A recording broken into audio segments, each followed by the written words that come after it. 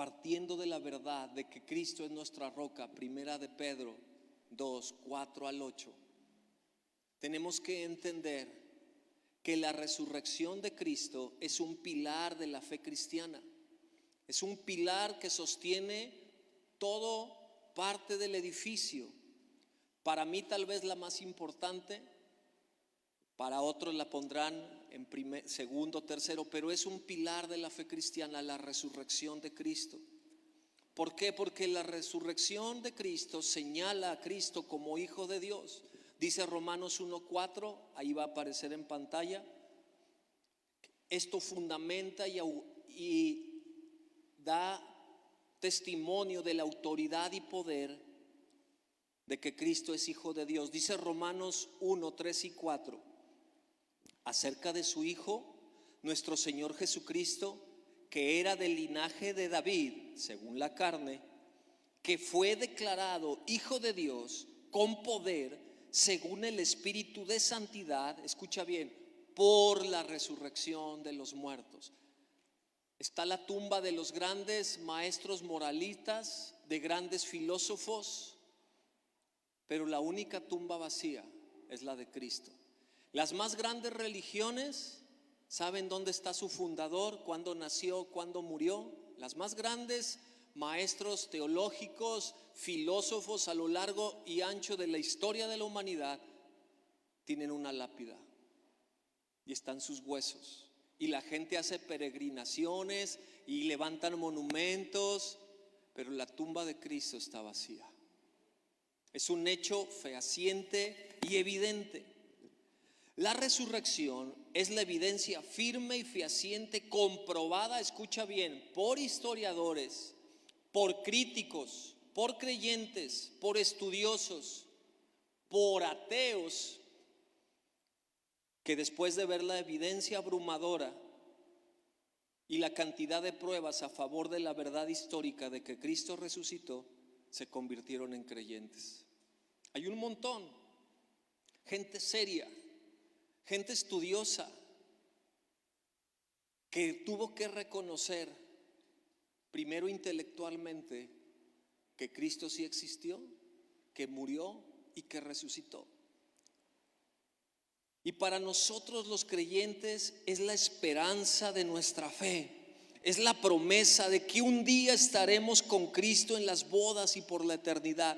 Es la esperanza de que somos libres. Es la esperanza de que somos redimidos. Es la certeza y convicción de que somos una nueva criatura en Cristo.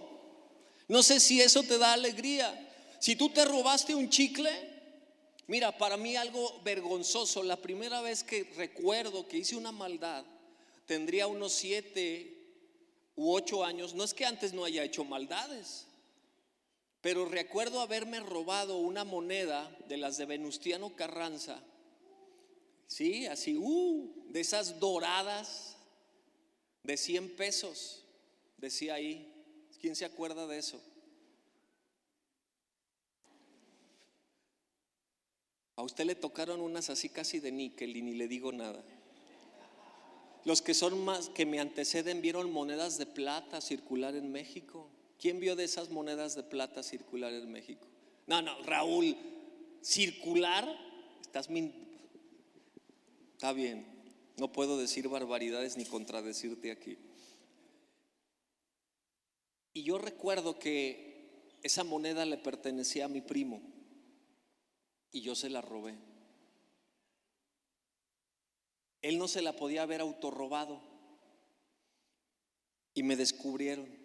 Y yo me sentí tan avergonzado y tan apenado. Mi tía no me acusó. Dijo, pues búsquenla porque tiene que aparecer, porque nomás están ustedes dos. Yo tenía 7, 8 años y me quería ir, correr, estaba avergonzado. Y mi esposa sabe que nunca, yo no sé mentir. Y cuando miento me pongo todo rojo, todo incómodo, así como cuando ella cuenta un chiste y yo me avergüenzo. Y yo creo que el pecado se me notó en la cara. Entonces yo, en mi sabiduría infinita, a esa edad, agarré la moneda de mi bolsa y la fui y le eché abajo de su cama. Y nos pusimos a buscarla y me hice el tonto buscándola por todos lados. Dije, voy a tu cuarto. Y dije, mira, aquí está. Él dijo gracias, me gana con 2 años. Pero mi tía dijo, ay, este niño ratero. Desde esa moneda hasta el más sucio de mis pecados han sido perdonados. Y tus pecados, no sé si hayas matado a alguien, si hayas adulterado, si hayas golpeado, defraudado, abusado de alguien, Cristo te perdonó. Y eso ya no tiene en cuenta, ya no vale, porque Él resucitó. Tú eres libre. Dale ese aplauso a Dios. Yo soy libre. Dice Primera de Pedro 1:3 y 4. Bendito el Dios y Padre de nuestro Señor Jesucristo, que según su grande misericordia nos hizo renacer para una esperanza viva por la resurrección de Jesucristo de los muertos, para una herencia incorruptible, incontaminada e inmarcesible. Inmarcesible es que no se marchita, que no se acaba. Dice la NTV, te lo voy a leer en la NTV: que toda la alabanza sea para Dios, el Padre de nuestro Señor Jesucristo. Es por su gran misericordia que hemos nacido de nuevo, porque Dios levantó a Jesucristo de los muertos. Ahora vivimos con gran expectación y tenemos una herencia que no tiene precio, una herencia que está reservada en el cielo para ustedes, pura y sin mancha, que no se puede cambiar ni deteriorarse. Olvídate de un mugriento Ferrari, de un Tesla cochino que se devalúa. Olvídate de un palacio en Dubái que se va a acabar. Olvídate del manjar más delicioso, de la arrachera, del bistec, del asado, de los frijolitos más deliciosos que tú puedas tener. Dios tiene una herencia para nosotros en los cielos, porque Cristo resucitó. Porque Cristo resucitó. Somos nacidos de nuevos porque Cristo venció la muerte y Él vive. Primera de Corintios, el pasaje más fuerte y prominente que habla sobre la resurrección, dice lo siguiente, del versículo 13: porque si no hay resurrección de muertos, tampoco Cristo resucitó.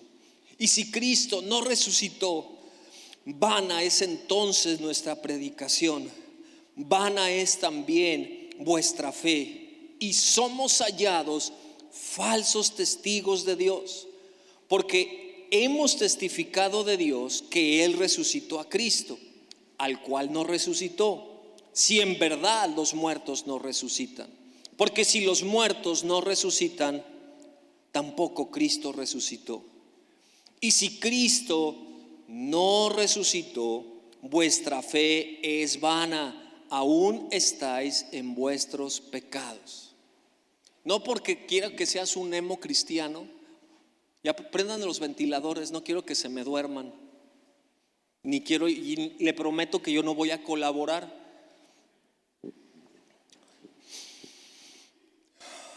Piensa en el más horrible de tus pecados. Si Cristo no resucitó, tú lo traes cargando.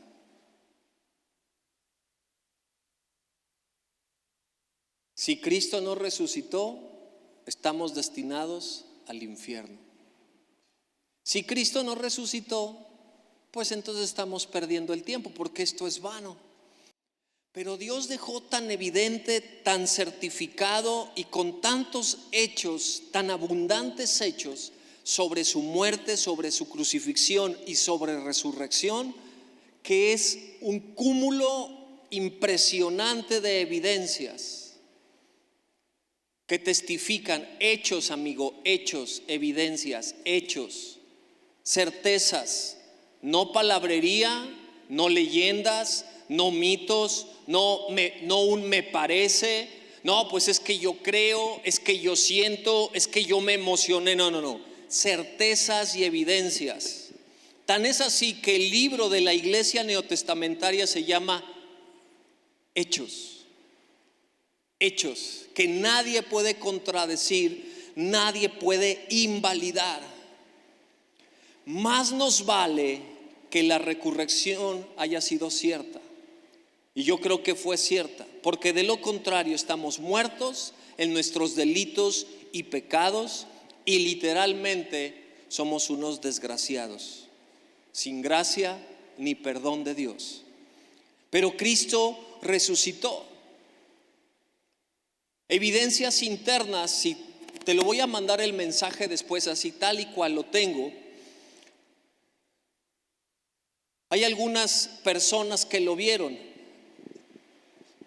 Dice Primera de Corintios 15:1. Además os declaro, hermanos, el evangelio que os he predicado, el cual también recibisteis, en el cual también perseveráis, por el cual asimismo, si retenéis la palabra que os he predicado, sois salvos, si no creísteis en vano.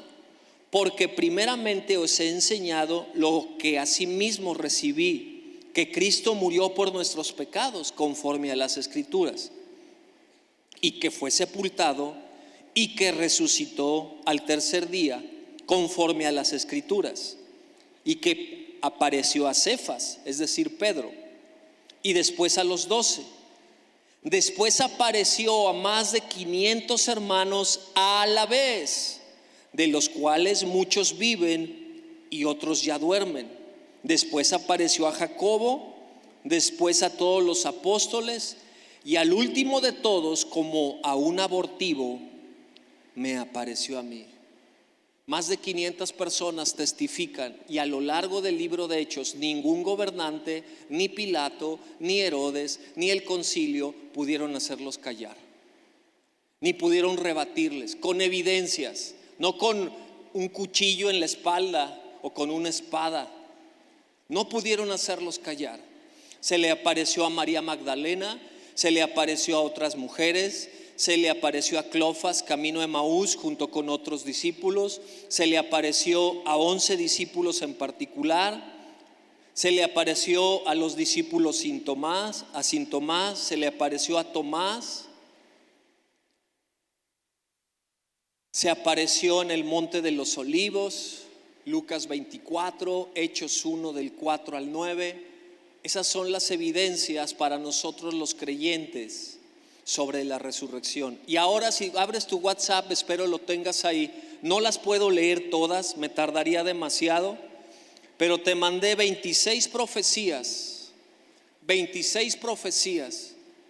predicadas cientos de años antes,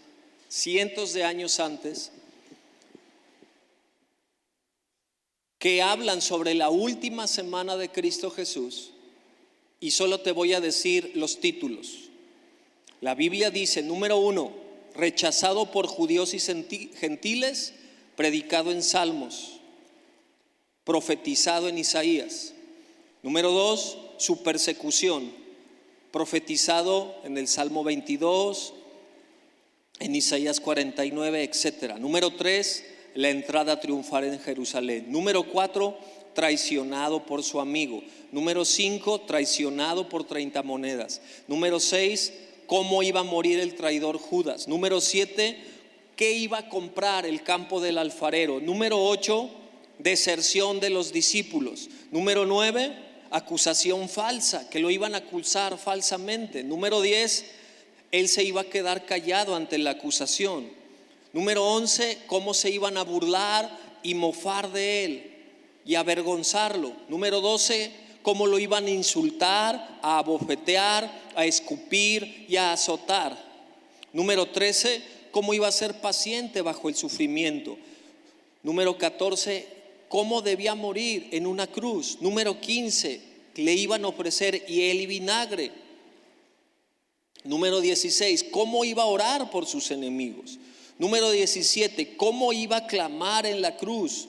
Número 18, cómo iba a morir en la plenitud de su vida. Número 19, cómo iba a morir como un malhechor. Número 20, una muerte acompañada por convulsiones de la naturaleza, en las tinieblas, el terremoto. Número 21, cómo iban a echar suerte sobre sus vestiduras. Número 22, cómo no quebrarían sus huesos. Número 23, cómo sería lanceado en su costado. Número 24, cómo sería una muerte voluntaria. Número 25, cómo sería su sufrimiento vicario. Y número 26, ya me equivoqué ahí en la cuenta, cómo sería su sepultura con los ricos. Quiero que lo analices. Si no lo tienes ahorita, no te llegó, pídeselo a alguien de la congregación, va a estar ahí en las redes sociales. Solo son 26 profecías, son 350. Son 350 que hablan de quién es Cristo Jesús. Y si tú estás dudando y desgastando tu vida en tu pecado, bien por ti, pero vas a rendir cuentas. Si tú estás dudando, duda de la iglesia, mi amigo, duda de los ritos, duda de las canciones, pero no dudes del Salvador. No dudes de que Él es hijo de Dios y que le vas a tener que rendir cuentas de todas las caguamas que te echas y todas las mentiras y todos los chismesotes y de toda tu incredulidad. Duda de todo, desprecia todo,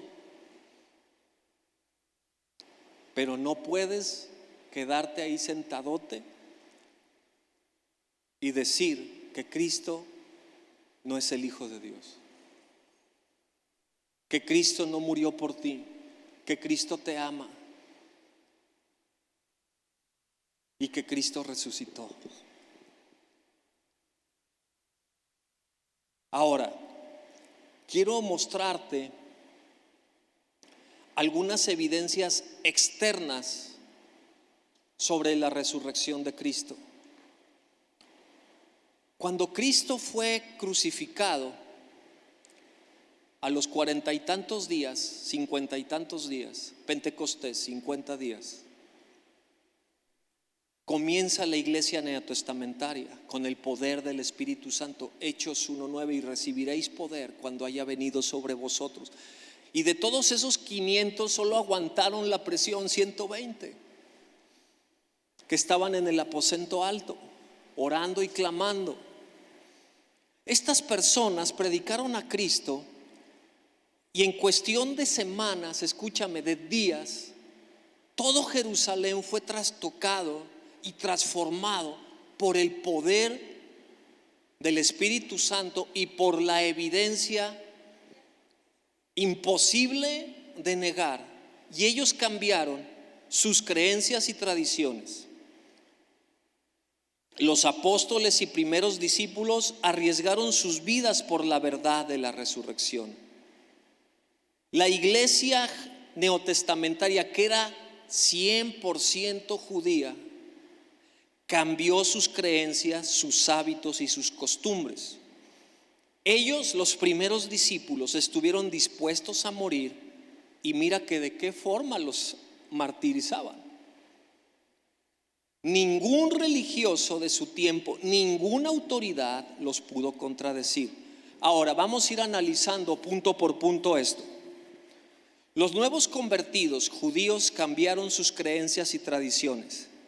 A ver, mira, ¿qué se necesita para convencer a una persona de que deje sus tradiciones? Vamos a aterrizarlo. ¿Qué se necesita para que el Manu le deje de ir al León?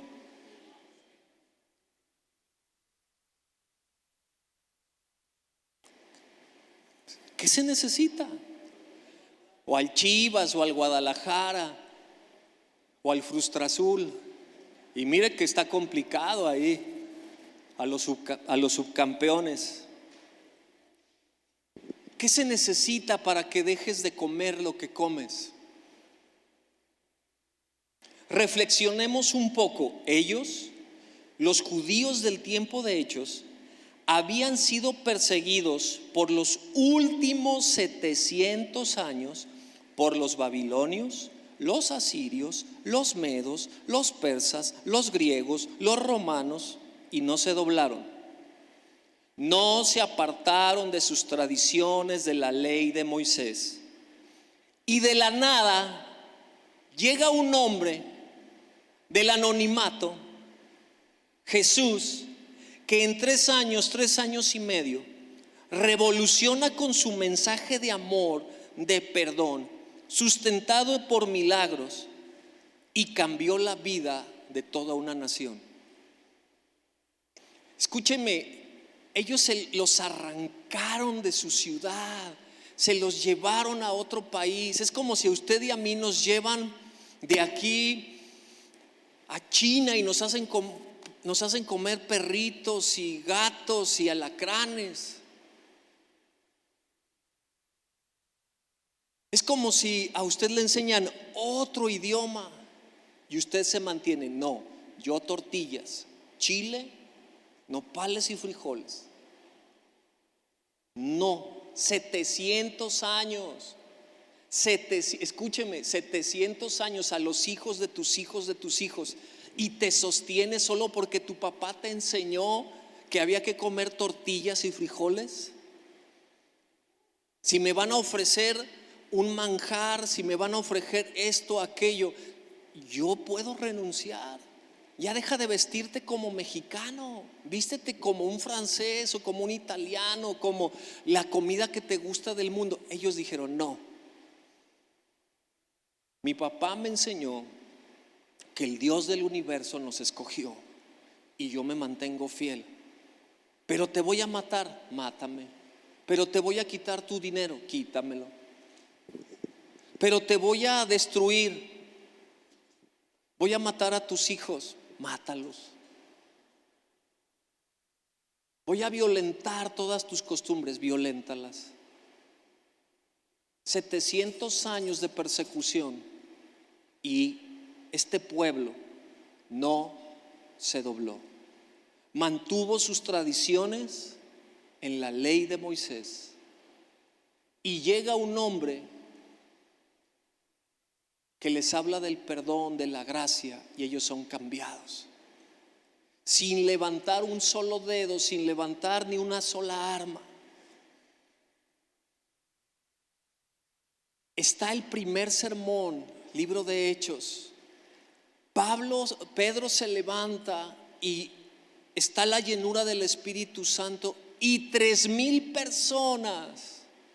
3,000 personas en la primer predicación, Hechos 2, 41 al 42, y en Hechos 4, 5,000 varones que dejen sus tradiciones milenarias solo porque un sencillo pescador del vulgo y sin letras se levanta a predicar. 10,000 personas en cuestión de días dejaron un tanto de lado las sinagogas, sus tradiciones, por seguir a Cristo resucitado. Tú no convences a un mexicano de que deje de comer tortillas. Mire, yo he viajado al extranjero y Mexican, al fin de cuentas, llevaban de contrabando los chiles serranos. Pues ¿cómo no vamos a comer chile? Llevaban las botellitas de chile habanero. Si usted sabe algo de psicología, eso no sucede, mi amigo. Tú no le cambias el sistema, la alimentación a alguien, así nomás porque alguien predicó. ¿A poco tú les ven a los de los esquemas piramidales? Espero no hayas caído. No, es que te presto y que si tú metes, pues ya te transearon, amigo. Más de 10,000 personas por una predicación. Dijeron, Cristo es verdad. Y no puedo analizar todo el discurso de Pedro, porque les empieza a hacer la historia y les dice: mire, desde los tiempos de Moisés pasó esto y esto y esto y esto y esto y esto y esto, y ustedes se pasaron de agradables y mataron a Cristo. Y les empieza a decir y a decir y a decir: callados. ¿Qué se necesita para que el Manu deje de irle al león? Para que usted deje de comer tortillas. Ahora quiero que usted reconozca que uno no cambia por un discurso, uno no cambia por una baratija, uno no sostiene una verdad que está basada en mentiras. Imposible. ¿A qué me refiero con que dejaron sus tradiciones? Dejaron de ir a las sinagogas. Uno no deja su centro de adoración, que es la columna vertebral de su fe. Se dejaron bautizar. El bautismo ya existía. El bautismo era para los gentiles que querían seguir las enseñanzas judaicas.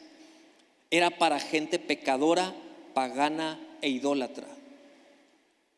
Ellos, libro de Hechos, aprendieron la doctrina de los apóstoles, es decir, las enseñanzas de Jesús, y dejando un poco de lado la ley de Moisés. Se basan en la doctrina de unos apóstoles patarrajadas del vulgo, sin letras, vulgares, despreciables, de una región bien pobre del país, despreciada y olvidada. Piensa en la región, en el ranchito más olvidado aquí de León. De ahí eran los apóstoles, ahí fue el centro ministerial. Y llegan y se paran ante los teólogos, los estudiosos, todos los romanos, y lo dejan de lado. Arriesgaron sus vidas por la verdad, no por una mentira. ¿Cuántos golpes puedes soportar tú y yo? ¿Cuántos golpes podemos soportar? ¿Cuántas injurias podemos que nos hagan a nuestra vida, a nuestra mamá, a nuestro papá, a nuestra familia, por una mentira? Yo sé que hay locos fanáticos que defienden tal o tal cosa, pero 10,000, alguien tiene que echarse para atrás, porque los golpeaban. Saulo, el apóstol Pablo dice, los arrastraba y los apedreaba y los sacaba de sus casas, y no se echaban para atrás. Decían: mátame, Cristo resucitó. Golpéame, hazme lo que quieras, Cristo resucitó. Yo creo en eso, porque ahí está la tumba, amigo. Ahí está la tumba. Hazle como quieras, hazme lo que quieras, a la hora que quieras, tú y toda la bola. Eran dos apóstoles enfrentando una turba que eran. ¿Has estado en medio de una turba? Como cuando se pelearon los en el Querétaro, a tubazos a un cuate ahí tirado. Ese era el nivel de fanatismo al que se enfrentaban los apóstoles, y arriesgaron sus vidas. Estuvieron dispuestos a morir. Hechos 7, está Esteban dando un discurso lleno de poder y de autoridad. Está tal vez hincado, lo están apedreando y los cielos se abren, y él puede decir: la tumba está vacía porque veo en los cielos a Jesús sentado a la diestra de Dios. Apedréame. Eso no lo hace un lunático, eso no lo hace ninguna alucinación, mi estimado. Esteban, Hechos 7, está declarando: veo en los cielos a Jesús. Eso que dijo de que resucitó, ahora yo lo estoy viendo. Puedes matarme porque voy directo a Él. Puedes apedrearme. Ningún religioso de su tiempo los pudo contradecir.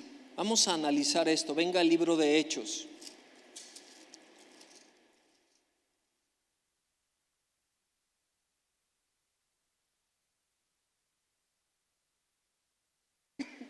4, verso 1.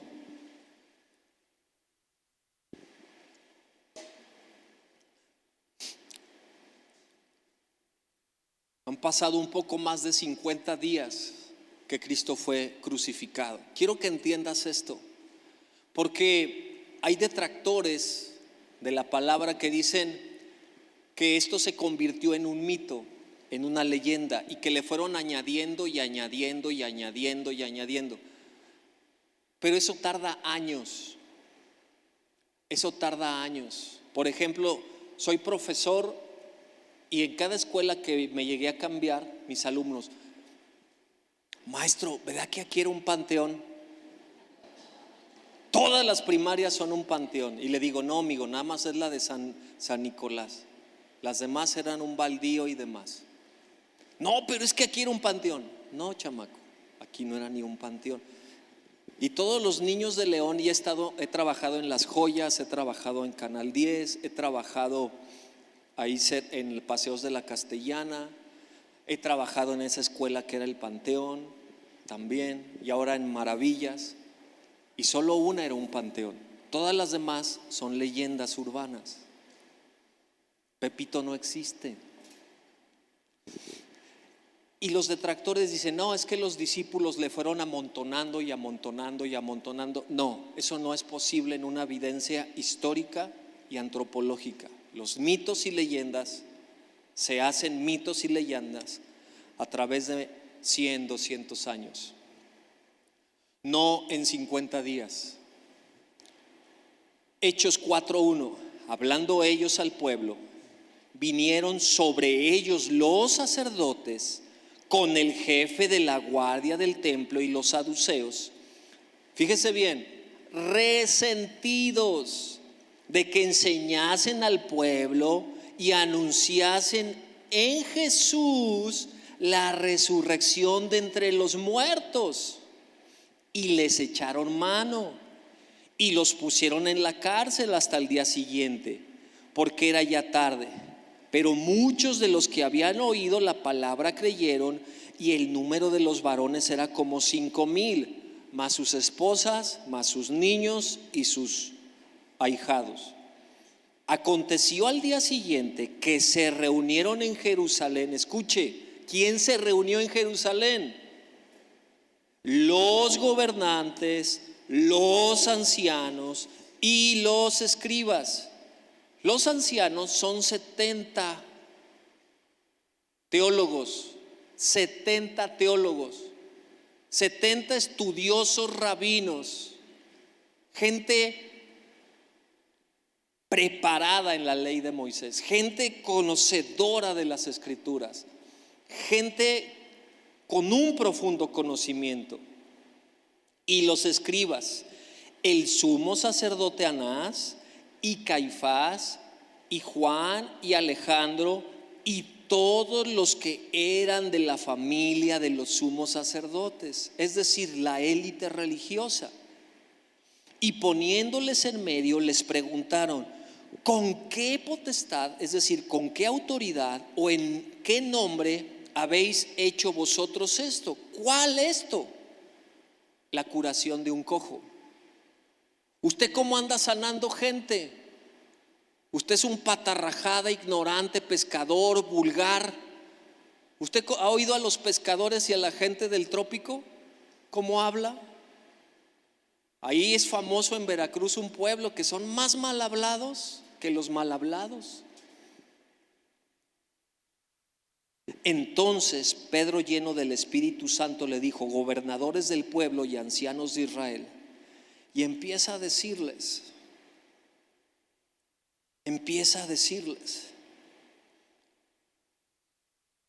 dice verso 13: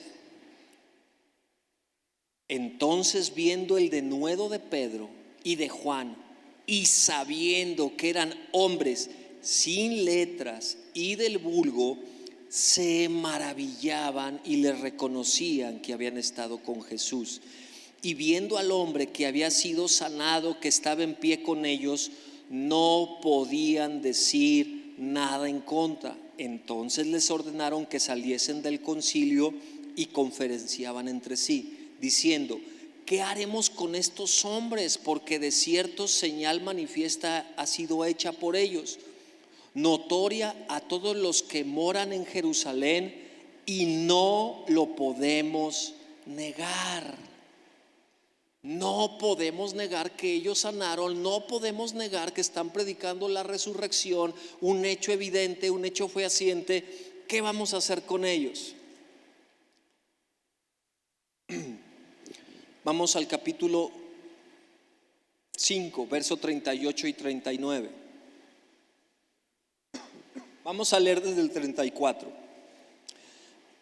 Ahora están volviendo a predicar, ahora Pedro y Juan vuelven a ser perseguidos, los echan a la cárcel se abre por un ángel. Entonces, levantándose en el concilio, un fariseo llamado Gamaliel, doctor de la ley, venerado de todo el pueblo, mandó que sacasen fuera por un momento a los apóstoles y luego dijo: varones israelitas, mirad por vosotros lo que vais a hacer respecto a estos hombres. Porque, fíjese bien, ahí va a empezar algo de historia que dice: todos los demás que se levantaron murieron porque no eran de Dios. Porque antes de estos días se levantó Teudas, diciendo que era alguien.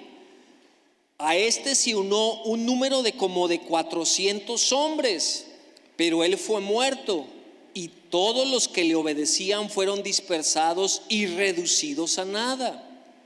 Después de este se levantó Judas el Galileo en los días del censo, y llevó en pos de sí a mucho pueblo. Pereció también él, y todos los que le obedecían fueron dispersados. Y ahora os digo: apartaos de estos hombres y dejadlos, porque si este consejo o esta obra es de hombres, se desvanecerá. Mas si es de Dios, no la podréis destruir. No seáis tal vez hallados luchando contra Dios. Y el evangelio del reino, sin Face, sin televisión, sin radio, con un mensaje de voz a voz, llegó hasta el 2023 y sigue extendiéndose, porque predicamos a Cristo. Nadie puede cambiar la forma de pensar de una cultura milenaria. Esto no puede ser hecho que una sociedad deje sus tradiciones, sus centros de culto, por algo nuevo. El apóstol Pedro tuvo un encuentro con el Espíritu Santo, Hechos 10, y dijo: Pedro, mata y come. No puedo, Señor. He guardado toda mi vida la ley. Yo no puedo comer, eso es inmundo. Pedro, mata y come. No puedo, Señor. Pedro, mata y come 3 veces. No llames inmundo a lo que yo he llamado limpio. Está hablando de nosotros. Porque aquí vendrán unos varones y te llevarán a una casa y le predicarás el evangelio a los gentiles. Algo que tenían hasta la médula, hasta las entrañas, de generación en generación, generación en generación, de padres a hijos, de padres a hijos, de padres a hijos, de padres a hijos. Llega el Espíritu Santo y les dice: Cristo está enseñando esto, esta es la verdad. Esta es la verdad. Y ellos, ante tal evidencia, cambiaron e impactaron el mundo. Cambiaron, y el evangelio y el perdón de tus pecados es real y es evidente. Es real y es evidente que Cristo vive. Quiero leerte esta conversación que tuvo el autor de El caso de Cristo. Quiero que compres ese libro que se llama El caso de Cristo. Es un periodista ateo que se burló de su esposa cuando se convierte al cristianismo. Y él dice: te voy a demostrar que es una hipocresía, que es una falacia, que es una mentira eso de Cristo y el cristianismo. Eres una fanática, eres una tonta, eres una mensa. Prefiero divorciarme, se están divorciando. Mínimo ve la película, pero no la compres pirata, por favor. Mínimo ve la película El caso de Cristo. Y este hombre se dedica a estudiar y tiene una conversación con un erudito que se llama Gary Habermas. Y si tú quieres estudiar y profundizar sobre la resurrección y los milagros, él nomás ha escrito como 7 libros a favor de ello. Nada más. Tiene un doctorado en teología y etcétera, etcétera. Y este periodista va y lo entrevista, y yo quiero leerte lo que dijo. Después de que le cuestiona sobre la resurrección, este erudito bíblico le dice, le había preguntado acerca de la importancia de la resurrección, y Habermas decidió, después de explicarme teológicamente, históricamente, bíblicamente, correr el riesgo de retroceder a 1995, cuando su esposa Debe murió lentamente de cáncer de estómago.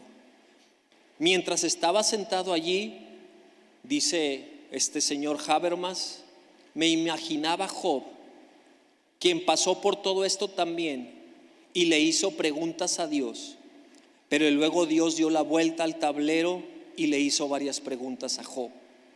Sabía que si Dios venía a mí, me haría una pregunta. Señor, le pregunté, ¿por qué Debbie, mi esposa, está arriba en cama? Y pienso que Dios respondería preguntándome tiernamente, Gary, ¿resucité a mi hijo de entre los muertos? Yo le diría, vamos, Señor, escribí 7 libros sobre ese tema. Por supuesto que resucitó de entre los muertos, pero quiero saber acerca de Debbie. Creo que él seguiría volviéndome la misma pregunta. Gary, ¿resucité a mi hijo de entre los muertos? ¿Resucité a mi hijo de entre los muertos? Hasta que yo le respondiera y le dijera, la resurrección dice que si Jesús resucitó 2000 años atrás, hay una respuesta para mi esposa Debbie en 1995. Perder a mi esposa fue la experiencia más dolorosa que jamás tuve que enfrentar, pero si la resurrección me pudo sacar de ella, me puede sacar de cualquier otra. La resurrección fue eficaz en el año 30 después de Cristo, es eficaz en 1995, es eficaz en 1998 y es eficaz más allá de hoy. Si Jesús resucitó, Debbie resucitó. Yo también resucitaré algún día. Entonces los veré a los dos. A la final trompeta. El mensaje de la cruz y de la resurrección es nuestra certeza que un día estaremos en el cielo. Y si has perdido un ser querido, un ser amado, y él no está muerto, él duerme, si de verdad entregó su vida a Cristo, tú y yo le veremos. Tú y yo le veremos. Porque Dios levantó a Jesucristo de los muertos, ahora vivimos con gran expectación y tenemos una herencia que no tiene precio. Quería mostrarte esto más que lo que hace la resurrección, que nos da la victoria, que nos da una nueva esperanza, que nos da certeza, que nos da sanidad, que nos da perdón, que nos da gracia, que nos da misericordia. Quería que vieras cómo de otra manera, cómo gente por el milagro de la resurrección dejó todo por seguirle a él. Vendían sus casas, vendían sus propiedades, amaban al prójimo. Todo porque esa tumba estaba vacía. Los romanos, los gobernantes quisieron sobornarlos y no hubo poder humano que les dijera, prefiero morir porque mi esperanza está en el Cristo resucitado. Que nuestra esperanza hoy esté en el Cristo resucitado. Dejemos de perder el tiempo, mi estimado. De verdad, dejemos de perder el tiempo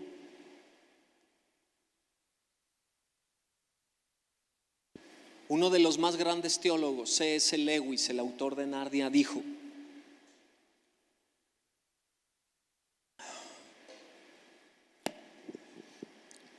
estoy tratando de evitar que cualquiera que diga la verdadera tontería que la gente a menudo dice de Cristo. Estoy listo para aceptar que está listo para aceptar a Cristo como un gran maestro moral, pero no acepto que diga ser hijo de Dios. Esto es lo único que no debemos decir. Un hombre que fuera meramente hombre y dijera las cosas que Jesús dijo, no sería un gran maestro moral. ¿Sería un lunático o sería el diablo del infierno? Usted debe hacer su propia elección.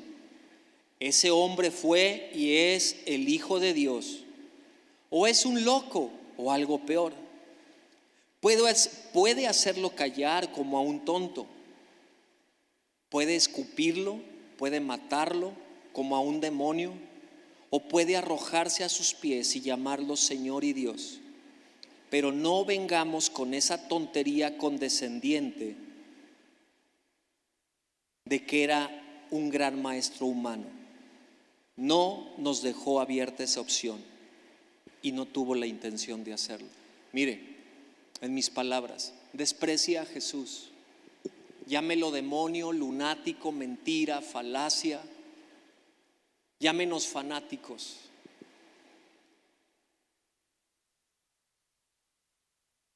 Pero tome una decisión por Cristo. Deje de estar en su pecado. Deje de estar culpando a la religión y a los líderes religiosos que le fallaron. Deje de vivir en su inmundicia y carnalidad. Tome una decisión por Cristo y hágala de corazón. Saliendo por esa puerta, usted tiene que tomar una decisión y decir: quiero vivir mi vida para que le agrade a Cristo resucitado. El apóstol Pablo dijo en Filipenses 3 que quería parecerse a Cristo en su poder, en su autoridad y en el poder resurrección. ¿Por qué? Porque hay una esperanza y hay una certeza. Nuestra fe no es vana, nuestra fe no es una falacia, es una realidad. Y nosotros tenemos que predicar hoy 2023 que Cristo resucitó, que Cristo es real, que Cristo está vivo. Escúcheme, le mostré solo 26 profecías, son 350. Deje de jugar al cristiano, deje de jugar a la religión, deje de tener un Cristo, porque yo por muchos años tuve al cristianismo como una religión ética y moral. Deje de hacer eso y viva la gracia y la misericordia y el gozo que solo el Espíritu Santo puede dar, porque Él vive, porque Él vive. Las gracias sean dadas a Dios, que nos da la victoria por medio de nuestro Señor Jesucristo, porque un día, si morimos, no moriremos, sino estaremos dormidos, y un día resucitaremos. Amén. Póngase sobre sus pies. Y en palabras del apóstol Pablo, si usted tiene que arrepentirse, arrepiéntase. Si usted ha estado jugando con el evangelio, arrepiéntase. Y me refiero al evangelio, a la persona de Cristo, no al sistema religioso, no a la forma en que vivimos a Cristo los mexicanos. Pero tenemos que decir: Cristo, eres mi Señor. Cristo, eres mi Salvador, y vale la pena amarte y adorarte y exaltarte porque tú estás vivo.